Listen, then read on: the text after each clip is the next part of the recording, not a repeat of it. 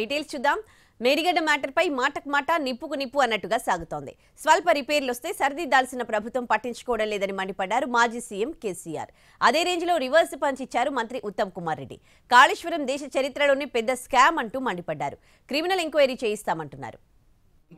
ప్రాజెక్టుల స్కామ్ పై నడుస్తోంది. నిన్న పోటాపోటీగా అధికార ప్రతిపక్ష పార్టీలు బలప్రదర్శన చేశాయి. చలో మేడిగడ్డ అంటూ ఎమ్మెల్యేలతో ప్రాజెక్టును సందర్శించిన రేవంత్ అటు కేఆర్ఎంబీకి ప్రాజెక్టుల అప్పగింతలను తప్పుపడుతూ బీఆర్ఎస్ చలో నల్గొండ కార్యక్రమం నిర్వహించింది. ఇలా మేడిగడ్డ కాస్త వేడిగడ్డగా మారింది. కాళేశ్వరం అవినీతిపై మాట్లాడుతున్న ప్రభుత్వ తీరును తప్పుబట్టారు మాజీ సీఎం కేసీఆర్. మేడిగడ్డలో ఒక్క పిల్లర్ కుంగిందని, నీటి ఎత్తిపోతలను ఆపడమేంటని ప్రశ్నించారు. ఇప్పటికీ కూడా ప్రాణహితలో 5,000 క్యూసెక్కుల వరద పోతుందన్నారు. ప్రభుత్వానికి చిత్తశుద్ధి ఉంటే కాఫర్ డ్యాంతోనైనా నీటిని ఎత్తిపోయొచ్చన్నారు. అలా కాకుండా మేడిగడ్డలో ఏదో జరిగిపోయిందంటూ ఆర్భాటం చేయడం కాదన్నారు. మేడిగడ్డ పోతాము, బూరుగడ్డ పోతాం, బొందలగడ్డ పోతాం, ఏ తోకమట్టున్నది మేడిగడ్డ అక్కడ.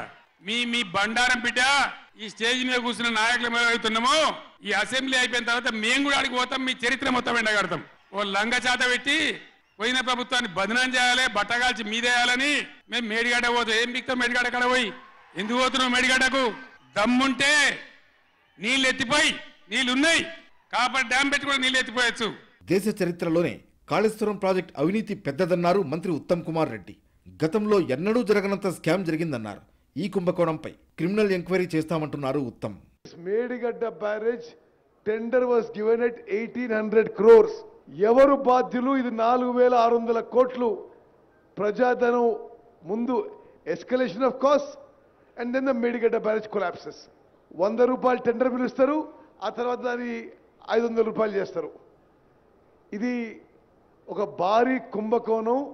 తప్పనిసరిగా క్యాబినెట్లో చర్చించి ఇది క్రిమినల్ ఇన్వెస్టిగేషన్ కూడా ముందుకు పోతామని చెప్పి నేను మనవి చేస్తున్నాను. కౌంటర్ టు కౌంటర్తో కాళేశ్వరం ఇష్యూ తెలంగాణలో కాకరేపుతోంది. ఇక ముందు ఎటు నుంచి ఎటువైపు మళ్లుతుందో చూడాలి.